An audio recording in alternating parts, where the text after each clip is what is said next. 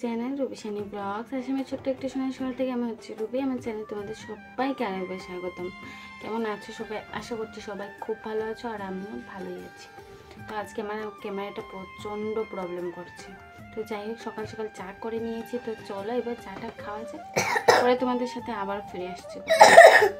আর আজকে হলো গিয়ে রবিবার, আর এখন ঘড়ির কাটার সময় হচ্ছে ওই তোমার 8টা বেজে যাচ্ছে। যেহেতু ঠান্ডা তো ওই জন্য লেট হয়ে যাচ্ছে। ওই যে আমার ছেলে পাশে বসে আছে। তো জানি না ব্যাক ক্যামেরা করছি কেমন হচ্ছে, চলো দেখি। আজকে যেহেতু বাড়িতে ছিলাম তো সংসারের কাজ তো সমস্ত কাজ পড়ে আছে। আর সব থেকে বেশি যেটা হয় পুরো সপ্তাহের মধ্যে আমার কি হয় বলো তো, এই যে কাপড়, যত কাপড় আছে না সব জমে যায়। আর আমার বরটাও জানো তো নিজে একটাও কাজ কিছু করবে না, সমস্ত কাজ আমাকেই করতে হবে। তো যাই হোক, ওইদিকে বক বক করছিলাম, বলছিলাম এত কাপড় ধুতে হবে। সত্যি কথা বলতে এখন শীতকালে কি হয় আমাদের বলো তো, কোমরের ব্যথাটা প্রচণ্ড। আর আমার এতটাই কোমরে ব্যথা করে, সেই কারণে আমি বেশিক্ষণ না বসতে পারি না, আবার দাঁড়াতেও পারি, মানে এরকম অবস্থা হয়ে গেছে। তো কী আর করব, সংসারের কাজকে কি আর এরকম করে রাখা যায় ফেলে বলো? তো ভাবছি এখনই আমার বয়স আর কত হয়ে গেছে, আর আমার শাশুড়ি মা আমার থেকে আরও বেশি করে কাজ করতে পারে।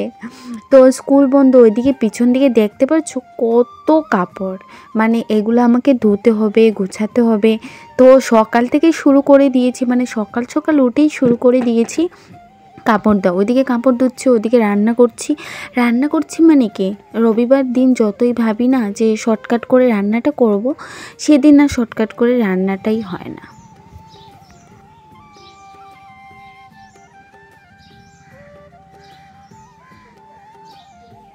তো কী আর করবো, ওইদিকে দেখলাম যতক্ষণ আমি করছিলাম, কাপড় ধুচ্ছিলাম, ওইদিকে আবার আমার বর একটু ছোটো মাছ নিয়েছে।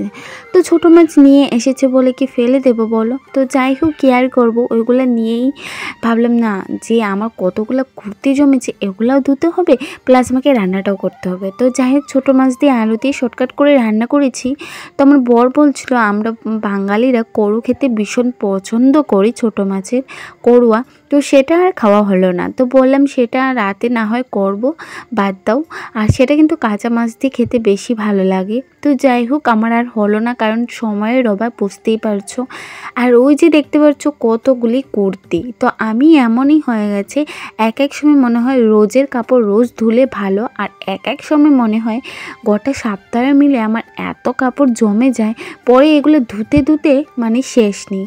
যে রবিবার দিন ভাববো যে একটুখানি ঘুমাবো, একটু ভালো মন্দ খাবো, সেটাও আর হয় না। তো সংসারে যত কাজ ছিল সব জোগাড় করে নিয়েছি। আর আমার যেটা রুম ছিল, মানে আমি যে রুমে রান্না করে ঘুমাই, সেই পাশে আরেকটা রুম আছে, তোমরা দেখেছোই, আমার দুটি রুম আছে। তো সেই রুমটার মধ্যে কাপড় এলোমেলো এরকম হয়ে রয়েছিল। তো গোটা মানে রুমটাকে পুরোপুরিভাবে ক্লিন করে নিয়েছি।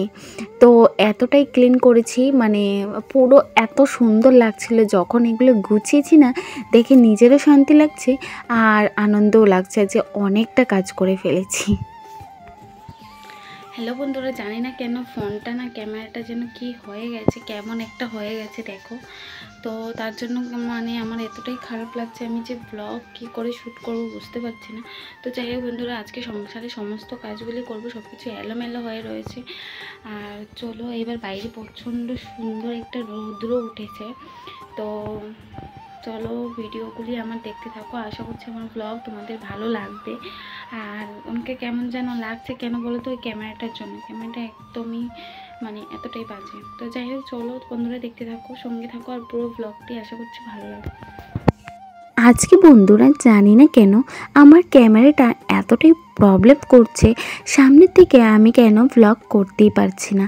তো যাই হোক, সামনে থেকে যদি ভ্লগ নাও করতে পারি, তবুও পেছনের ব্যাক ক্যামেরা যেটা ছিল সেটা দিয়ে কিন্তু দেখছি ভ্লগ সুন্দরই হচ্ছে। কিন্তু কি বলো তো, পিছন দিক দিয়ে দেখলে না মনে হয় যেন ভালো করে হচ্ছে কি না সেটাও বোঝা যায় না। তো যাই হোক, আমি ভাবছি যে আমার ক্যামেরাটা হয়তো কিছু হয়ে গেছে, কিন্তু না বন্ধুরা, পরের দিন ঠিকই আমার কিন্তু ক্যামেরাটা ঠিক হয়ে গেছে। তো সেটা কিসের জন্য হলো সেটা কিন্তু বুঝতে পারলাম না।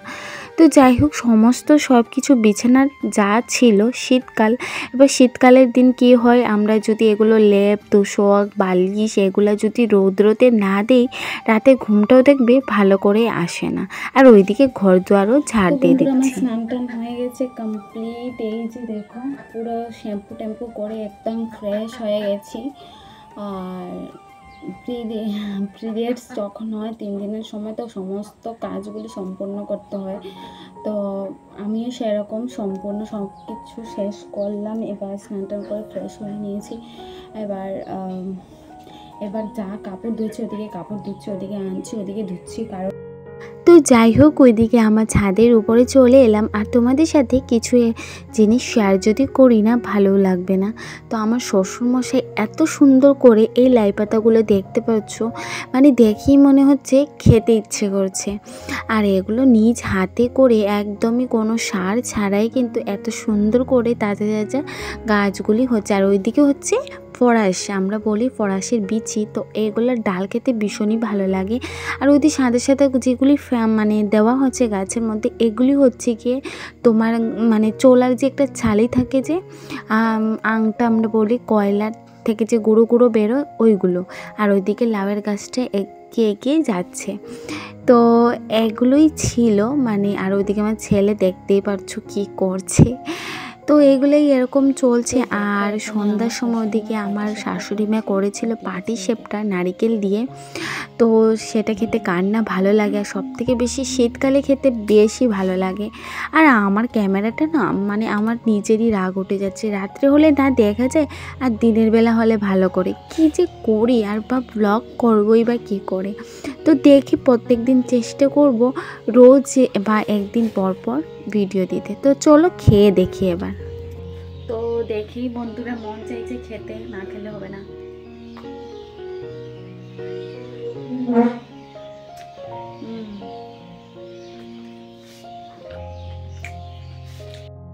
তো যাই হোক, ওইদিকে পাটিসাপটাটা খেয়ে নিয়েছি আর দারুণ হয়েছিল। আর মায়েদের হাতে বলো বা শাশুড়ি মায়েদের হাতে খেতে আরও বেশি ভালো লাগে। তো রাতে এবার কি রান্না করব, আমি করেছিলাম অল্প ডাল, আর সাথে এখানে রয়েছে শুটকি দিয়ে আলু দিয়ে কাঁচা লঙ্কা সাথে ধনে পাতা দিয়ে আমি কিন্তু একটা ভাজা ভাজা করে নিচ্ছি। তো চলো আজকের মতো আমি বিদায় নিচ্ছি। দেখা হচ্ছে কালকে নতুন আরেকটি ব্লগের সাথে। সবাই খুব ভালো থাকবে আর সুস্থ থাকবে। শুভরাত্রি সবাইকে, গুড নাইট, টাটা।